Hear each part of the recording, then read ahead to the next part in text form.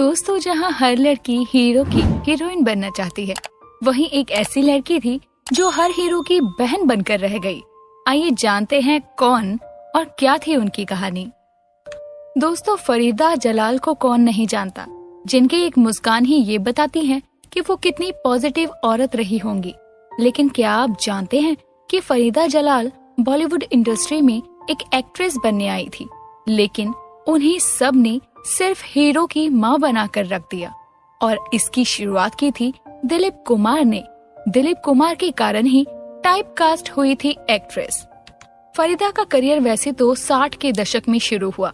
उन्होंने एक कॉन्टेस्ट जीता और उसके बाद उन्हें फिल्में मिलने लगी। आप जानते हैं कि फरीदा जलाल को हमेशा ही बहन का रोल ही ऑफर हुआ, लेकिन ऐसा क्यों? फरीदा जलाल ने United film producers talent Hunt जीतकर अपनी करियर की शुरुआत की थी और इसी कंपटीशन को राजेश खन्ना ने भी एज अ मेल कॉम्पिटिटर जीता था।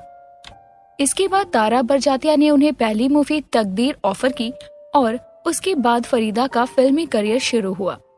फरीदा जलाल इतनी सुंदर और पोलाइट थी, लेकिन फिर भी उन्हें मेल लीड की बहन या फिर रिजेक्टेड मंगेतर के कैरेक्टर ही निभाने को मिलते थे। लेकिन फीमेल लीड के ऑफर कम ही मिलने के कारण भी उन्होंने कभी भी फिल्मों की मनाही नहीं की।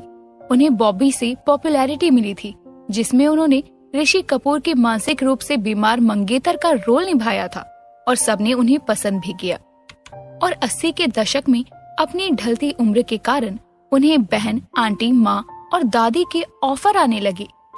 जब एक इंटरव्यू में फरीदा जलाल से पूछा गया कि आप एक बहन के कैरेक्टर के रूप में टाइपकास्ट कैसे हुई, तो उन्होंने जवाब दिया कि ये सब गोपी के साथ शुरू हुआ, जहां मुझे महान दिलीप कुमार की बहन का रोल ऑफर हुआ। मना करने के बारे में तो भूल ही जाओ, मैंने तुरंत ही हाँ कर दिया। भले ही मुझे बस जाकर सेट पर उन्हें देखने का मौका मिलता तो भी मैं ये फिल्म कर लेती। मुझे वो बहुत पसंद थी। उन दिनों हर एक्टर उनकी नकल करता था, चाहे वो धर्मेंद्र हो, जितेंद्र हो या मनोज कुमार हो। मैं दिलीप साहब की बहन के रूप में बहुत ज्यादा डिमांड में थी। हर हीरो यही चाहता था कि अगर एक्ट्रेस कोई बहन के रूप में आए तो फरीदा जलाल हो। फरीदा इससे खुश भी थी, क्योंकि एक्ट्रेस सिर्फ गाने गाती थी, जबकि उनके पास ड्रामा वाले सीन होते थे। मुझे मेरी पहचान और जितने भी अवार्ड्स मिले वो इसी तरह इसी रोल को करके मिले। पारस मूवी में मैं संजीव कुमार की बहन थी, लेकिन राखी दी, जिन्होंने हीरोइन का किरदार निभाया, उनके अलावा भी मेरे पास करने के लिए बहुत कुछ था। उन्हें इसके लिए पहला अवार्ड भी मिला और दूसरा अवार्ड उन्हें मजबूर के लिए मिला, जो कि सलीम और जावेद की लिखी एक मूवी थी, जिसमें बच्चन साहब उनके भाई थे। फरीदा जलाल ने एक इंटरव्यू में ये भी कहा कि जब मुझे इतने दमदार role as a sister role play करके मिलेंगे तो मैं एक्ट्रेस क्यों ही बनना चाहूंगी। अगर फरीदा की निजी जिंदगी के बारे में बात करें तो इन्होंने एक्टर तबरेज बरमावर से शादी की, जो कि कर्नाटक के भटकल के रहने वाले थे। ये जीवन रेखा के मूवी सेट पर मिले और दोनों को प्यार हुआ। इनके पति का साबुन के फैक्ट्री का बिजनेस था और इनका एक बेटा है जिसका नाम यासीन है। और साल 2003 सितंबर को फरीदा के पति की मृत्यु हो गई। फरीदा ने 90 के दशक में कई हिट फिल्मों में काम किया। इनमें राजा हिंदुस्तानी, कुछ कुछ होता है, दिल तो पागल है, कहो ना प्यार है, कभी खुशी कभी गम शामिल है।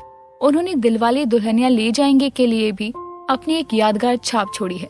फिल्मों के अलावा इन्होंने टेलीविजन पे भी काम किया है और शरारत में वो बहुत ही नटखट नानी के रूप में नजर आई थी। साल 2017 में फरीदा की मौत की अफवाह उड़ी, जिसकी वजह से वो काफी परेशान भी थी और उन्हें पब्लिकली इस अफवाह को खारिज भी करना पड़ा। तो दोस्तों, फर्क नहीं पड़ता है कि अगर आप इंडस्ट्री में हैं तो आप क्या रोल कर रहे हैं, बस फर्क इस बात से पड़ता है कि क्या आप लोगों की नजरों में अपनी पहचान बना पा रहे हैं, जैसे कि फरीदा ने बनाई। आपको फरीदा के बारे में क्या कहना है? आपको उनका कौन सा नाटक या फिल्म अच्छी लगी, हमें कमेंट करके जरूर बताएं। ऐसे ही अपडेट्स के लिए चैनल को सब्सक्राइब करें, वीडियो पसंद आई हो तो लाइक करें और शेयर करना ना भूलें।